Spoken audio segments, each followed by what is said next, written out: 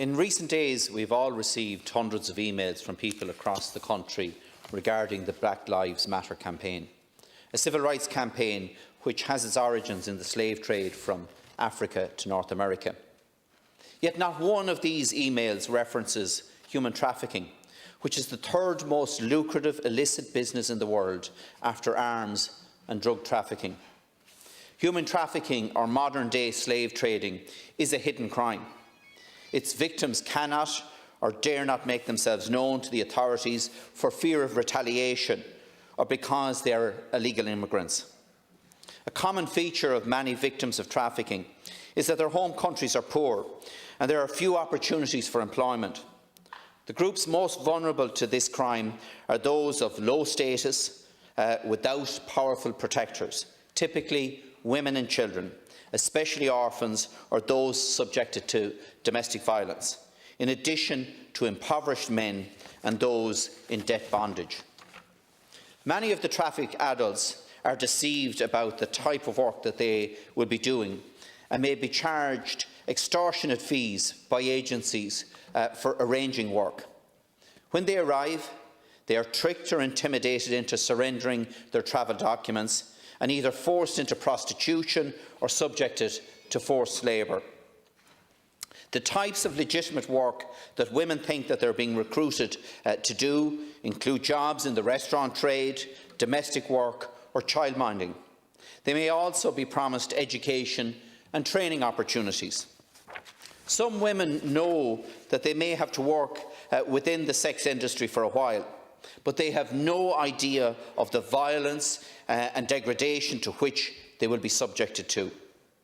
Many children or their families think they are opting for a better life, with better education and employment opportunities, sometimes with a private foster family.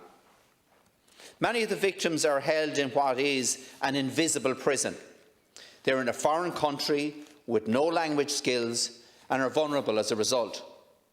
The same mechanisms have been used in domestic violence down through the generations in this country and elsewhere.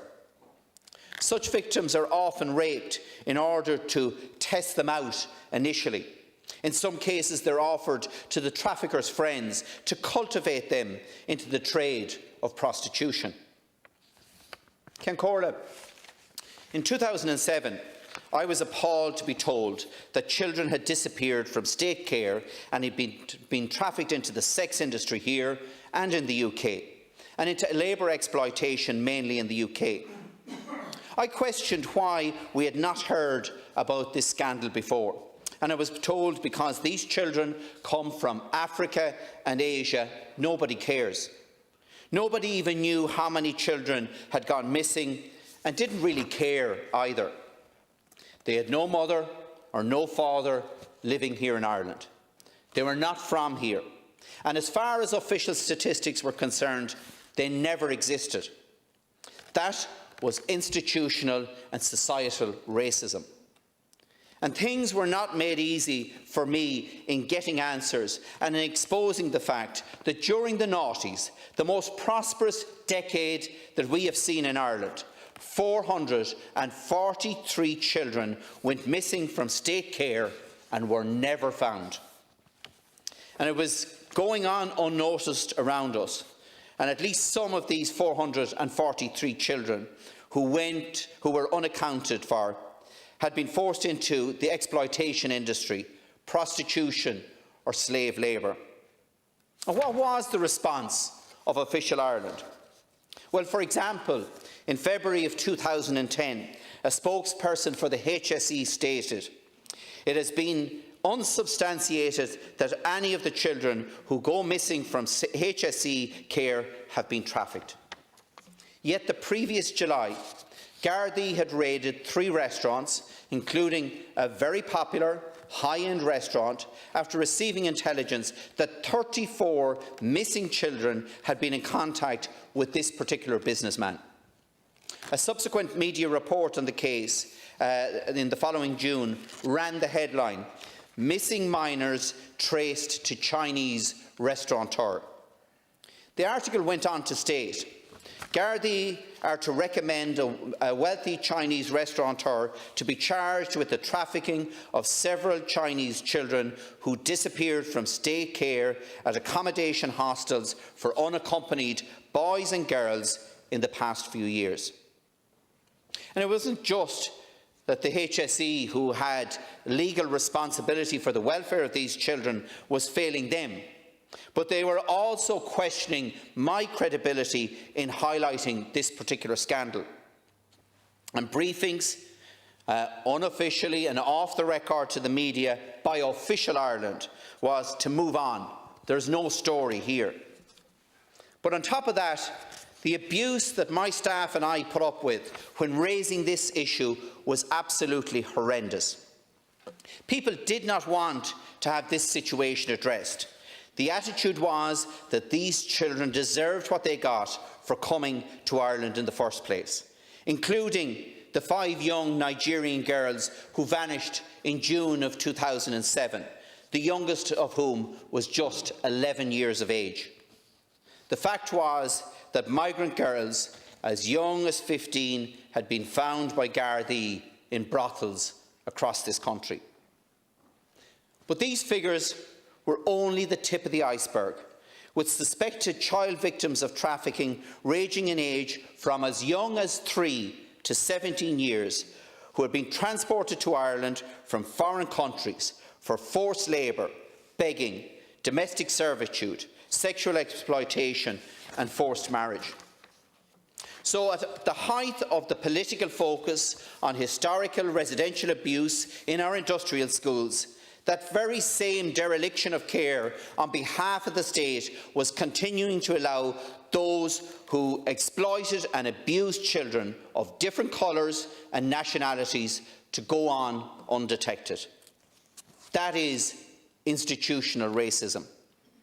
And as a member of the Oireachtas that did not want to let this continue simply on the basis of the colour of a child's skin, my staff and I faced an avalanche of abuse every time I highlighted this injustice.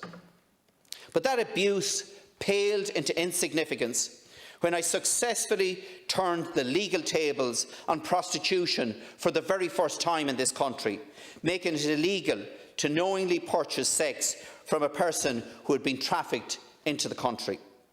This was the very first time in Irish law that a person availing of the services of a prostitute was subject to criminal sanction, and was the precursor to the subsequent legislation by Minister Francis Fitzgerald criminalising the purchase of sex. The reason that I argued so strongly at the time and was able to convince the then Minister, the late Brian Lenihan, was because of the scale of migrant women in the sex industry in Ireland at that point. Up to 97% of the 1,000 women involved in indoor prostitution in Ireland at that time were migrant women. In fact, in 2007 and 2008, a minimum of 102 women and girls have been clearly identified as sex trafficked, 11 of whom were children when they arrived in Ireland, and none of these women knew they were destined for the Irish sex trade. But as far as Official Ireland was concerned, they were women who had made life choices of going into such a career. But it was not just Official Ireland, as there was, let's say, a frosty reception by members of this House to my success in amending that law. And the abuse that I received was received by my office at the time from a minority of the public was vile. In fact, I recall that we had to stop answering the phones altogether at one stage due to the abuse, and we received some very sick correspondence as well.